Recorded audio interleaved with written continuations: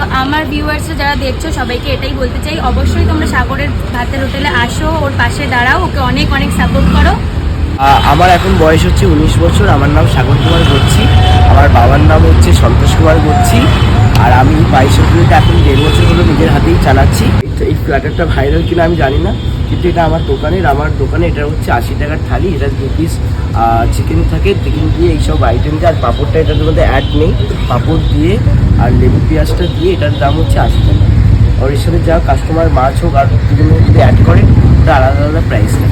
তুমি 18-19 বছর বয়সে তুমি এত কিছু সামলে একা খাবার করে খাওয়াচ্ছ এতজনকে, এটার জন্য তোমাকে স্যালুট। দাদা তোমাদেরও সাপোর্ট আছে, কাস্টমারদেরকে ইভেন তোমরা যে সকাল থেকে এত সময় আমাকে দিলে এটার জন্য আমিও তোমাদের কাছে অনেক থ্যাঙ্কফুল।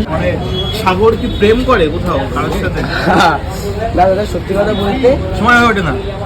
না, প্রেম করে না, আমি ভালোবাসি। হ্যাঁ হ্যাঁ, আমি প্রথম যেটাকে ভালোবাসি, যাকে ভালোবাসি সে হচ্ছে আমার দোকান।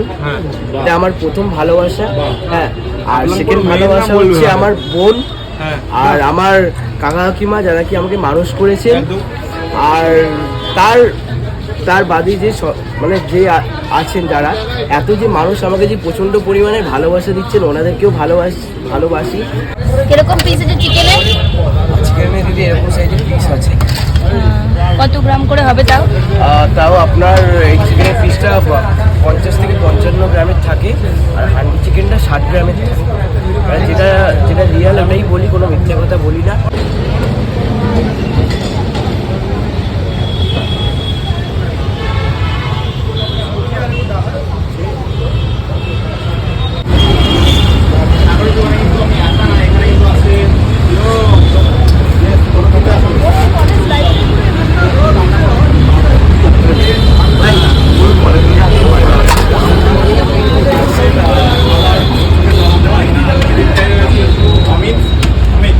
আজকে কি কি রয়েছে মেনুতে যদি একটু বলো?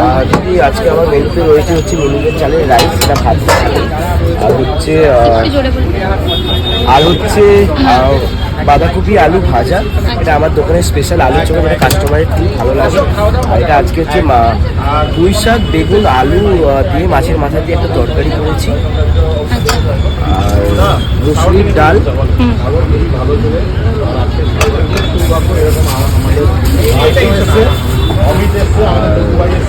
আপন দ্বিগুণ ভাইয়ের থাকে।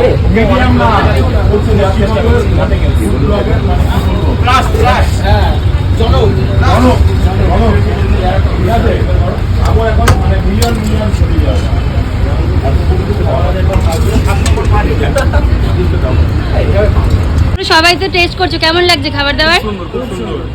একদমই তাই। কি কি নিয়েছো তোমরা? ওই যে চিকেনের প্লেটটা ছিল, বেগুন ভাজা রয়েছে, একটা মাছের মাথা দিয়ে তরকারি রয়েছে, পাঁপড় রয়েছে, তারপর আলুর চোখা, অনেক কিছু রয়েছে এই প্লেটটার মধ্যে। আরো ভালো লাগছে, সকাল থেকে একটু খিদে পেয়েছিল তো, তারপরে যখন পেলাম খেয়ে শান্তি লাগছে মনে।